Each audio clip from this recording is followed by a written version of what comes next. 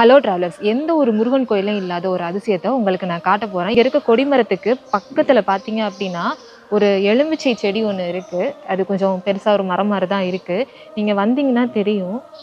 அந்த மரத்தில் குருவிக்கு தேவையான ஃபுட்டை வந்து அழகாக ப்ராப்பராக நீட்டாக செட் பண்ணி வச்சுருக்காங்க.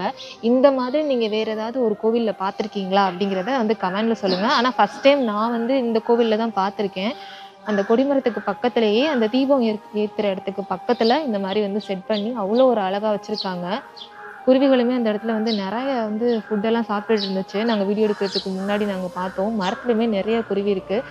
இங்க இருக்கிற எல்லா மரத்துலையுமே எல்லா செடியிலையுமே வந்து ஏதோ ஒரு இடத்துல வந்து குருவி வந்து கூடு கட்டி இருக்கிறத நாங்கள் பார்த்தோம். ஸோ இந்த மாதிரி நீங்கள் எங்கேயாச்சும் பார்த்துருக்கீங்க அப்படின்னா மறக்காம கமெண்ட்ல சொல்லுங்க. இப்போ பார்த்தீங்கன்னா புதுக்கோட்டை மாவட்டத்தில் இருக்க குமரமலை முருகன் கோவிலில் தான் நம்ம இருக்கோம். ஸோ இந்த மாதிரியான கோவிலை பற்றி இன்ட்ரெஸ்டிங்கான ஃபேக்ட்ஸ் எல்லாம் நீங்கள் தெரிஞ்சுக்கணும்னு நினச்சிங்கன்னா மறக்காம நம்ம சேனலை சப்ஸ்கிரைப் பண்ணி வச்சுக்கோங்க.